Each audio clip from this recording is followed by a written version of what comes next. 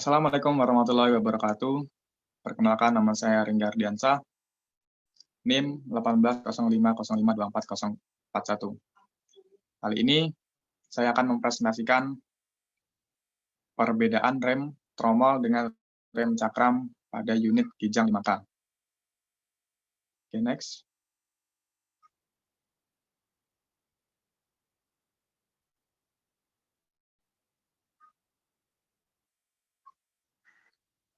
Nah, perbedaannya yang pertama yaitu pada konstruksi dan komponen. Untuk rem tromol sendiri yaitu ada pada gambar sebelah kiri, dan untuk rem cakram ada pada gambar sebelah kanan. Nah, untuk rem tromol sendiri yaitu ada beberapa komponen. Ada silinder roda, ada pegas pembalik, ada kampas rem, sepatu rem, backing plate, dan tentunya ada tromol rem. Nah, berbeda pada rem cakram, yaitu komponennya ada kaliper, ada disc brake, dan di dalam kaliper sendiri ada beberapa komponen.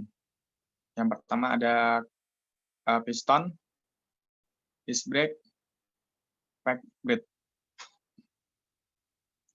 Nah, itu adalah perbedaan yang pertama rem tromol dengan rem cakram pada konstruksi dan komponennya. Oke, next.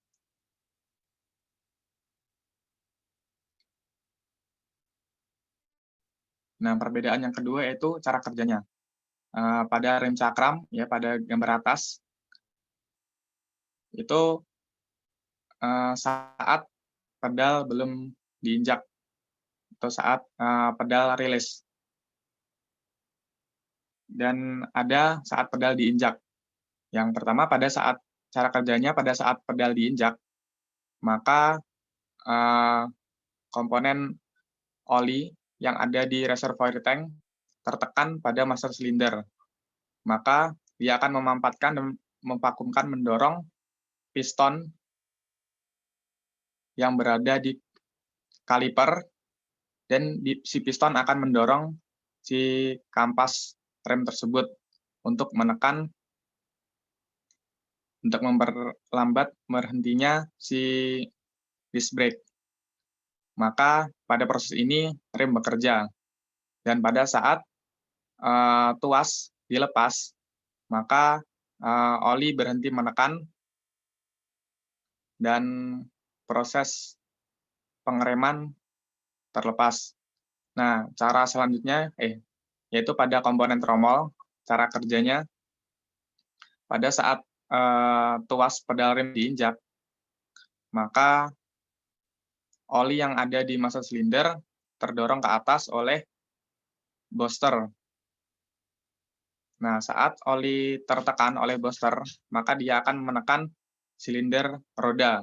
Nah, silinder roda itu akan mendorong piston, dan piston akan mendorong si brake exhaust. Nah, brake exhaust tersebut akan saling bergesekan dengan drum atau bergesekan dengan tromol. Maka disitulah terjadi yang namanya proses pengeriman.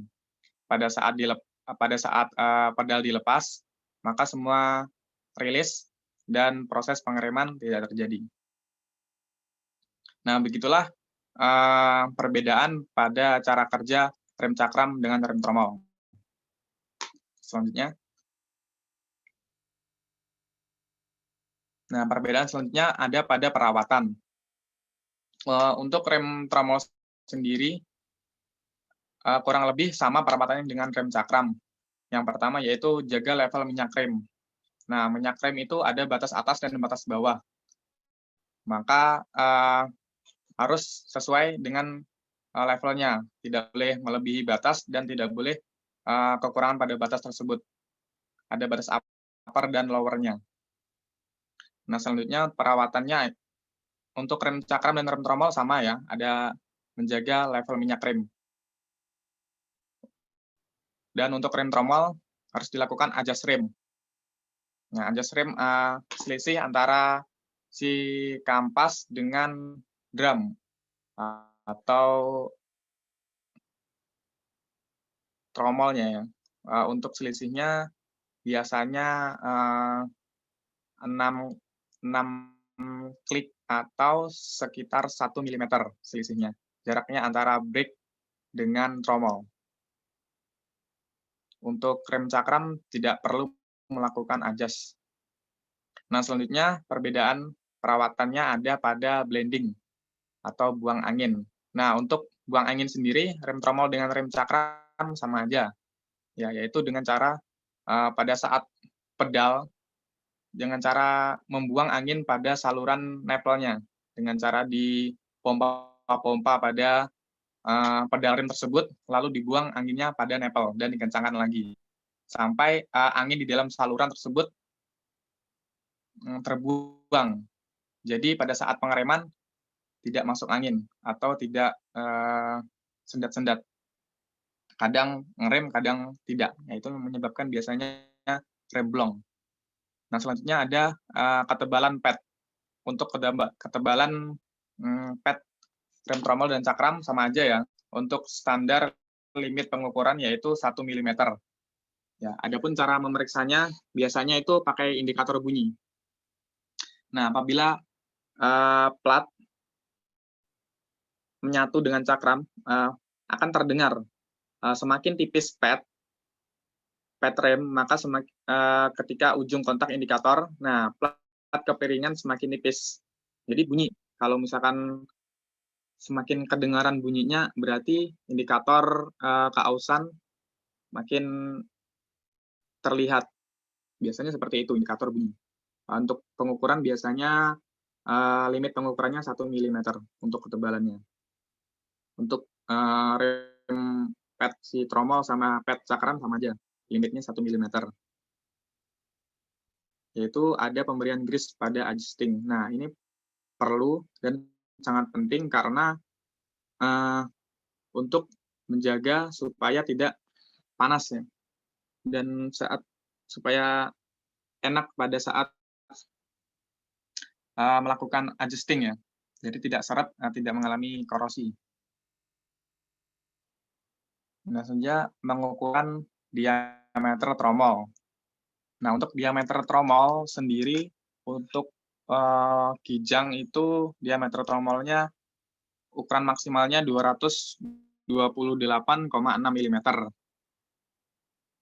Ya, standarnya 228,6 mm. Ukuran maksimalnya 230,6 mm. Itu ukuran maksimalnya. Jadi diukur menggunakan jangka sorong, seperti gambar di bawah ini ya. Untuk rem cakram, pengukuran keolengan round out ya. Pengukuran keolengan itu, tapi sebelum melakukan pengukuran keolengan, periksa keretakan pada si cakramnya ya. Periksa dari keretakan dan korosi. Bersihkan dulu, kalau dikira sudah bersih baru dilakukan round out menggunakan dial gauge indikator. Biasanya untuk round out keolengannya ini maksimal itu 0,5 mm. Jadi tidak boleh melebihi dari 0,5 mm. Kalau misalkan melebihi pada saat pengukuran melebihi 0,5 mm, berarti harus dilakukan penggantian cakram tersebut.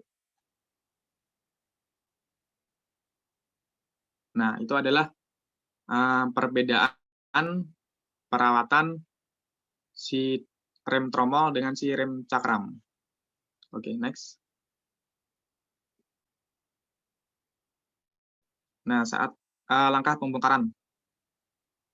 Pada rem tromol, langkah pembongkarannya yaitu sama seperti berbeda dengan rem cakram ya. Langkah pembongkarannya yaitu rilis terlebih dahulu si parking brake-nya ya. Rilis terlebih dahulu parking brake. Setelahnya baru kita lepaskan roda, baru kita jack. Habis itu kita lepaskan si drumnya, baru kita lepas semua komponen seperti pegas, sepatu rem, dan lain sebagainya. Lalu kita bersihkan kembali.